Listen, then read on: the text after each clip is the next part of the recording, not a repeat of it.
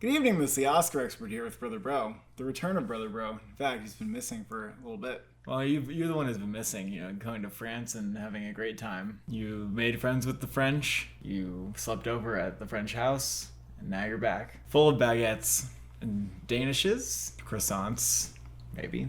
You got an Eiffel Tower keychain. It's not where it is. Told me you went to France, so I figured it's where the Eiffel Tower is. The point is that you're back, not that I'm back. You were gone, you're here.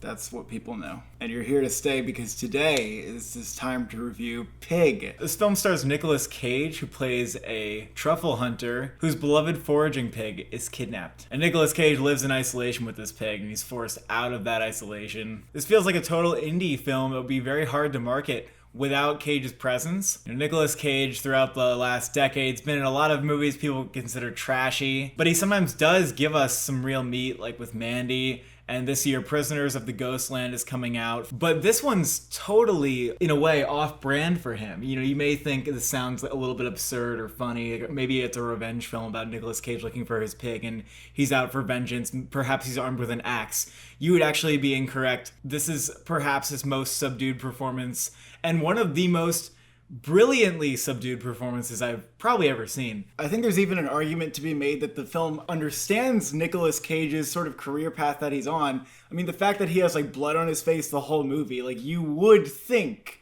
that this is like a revenge movie. The movie is really like a grief drama about a man who's trying to navigate a very dimly lit world. And what I love about this movie is how it unfolds. You're given very little information about this character in the beginning, and the director just gives you more and more about Nicolas Cage and about the world around him. And as the movie goes on, you kind of discover what it's really going for, what it's really about, what the themes are. I agree. My enjoyment of the film is like a slow, steady rise as I kind of discovered what the film has for me and the themes that are underlying the plot. Overall, what you learn throughout the film is how the character came to be the way they are and how they were shaped by the world that you are discovering. By the end, it felt like these themes were like very big and profound despite the very simple story. And Alex Wolff is also a really big presence in the film. He's the person who normally goes to Nicolas Cage in the woods to purchase his truffles. And Nicolas Cage uses him to kind of drive around and go where he needs to go to get his pig back.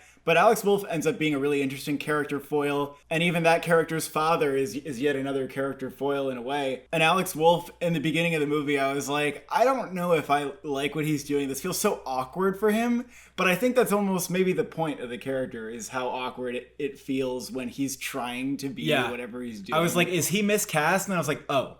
No, he's not. The writer, director, and Cage really stick to this principle of restraint, where the smallest gesture of kindness or even a glance, making eye contact, feels very weighty. And a lot of the drama is centered around these tiny interactions. And they carry this one scene in particular where there's no dialogue to the point where it feels like very huge, which ends up being one of the best scenes probably I will see all year. Just given how little there was, but how big it felt towards the story. And again, Nicolas Cage is just so understanding of like the style that this movie's going for. You're like on the edge of your seat, kind of hanging on every word that he says, which is also a tribute to the screenplay. Yeah, I think the whole movie in a way is an exercise in restraint. I think the writing is always giving you just the right amount of information that you need. It trusts the audience to be smart and be able to figure out what's going on. And to make deeper connections, which it really doesn't feel like it has to hammer in for you.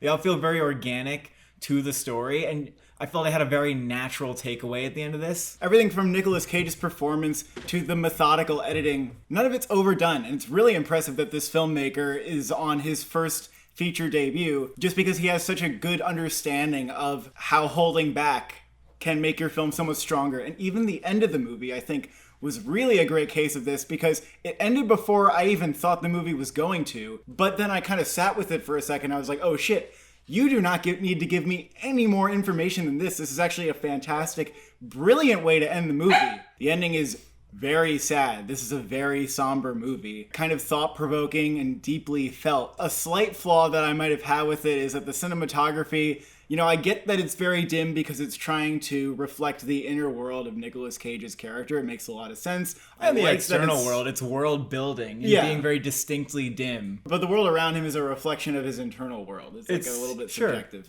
And whatever you want, however that. So I like the intention there, but I do think that sometimes like the detail of the shadows was a little bit lost. I think the framing and everything's really good. It's just that one little issue for me. I agree, and I also thought there were a couple scenes where the shaky camera wasn't as preferable a choice for me as like a smoother camera would have been. But these are just kind of nitpicks where overall there were some really evocative shots and they did a great job giving the film atmosphere. I agree about the ending in that I actually felt the best part of the film was just when I was sitting with it after it cut to black during the credits, soaking in the residual melancholy and sort of having this experience of like, yeah, I really do deeply feel what this movie was going for. And it made for a lively discussion on the way home where we both have like slightly different perspectives on it, but I did not disagree at all with like your perspective, your kind of take on the movie. Yeah, I was right about it. I had a strong inkling that this film was about like capitalism. It's this deeply melancholic look at a man's attempt to break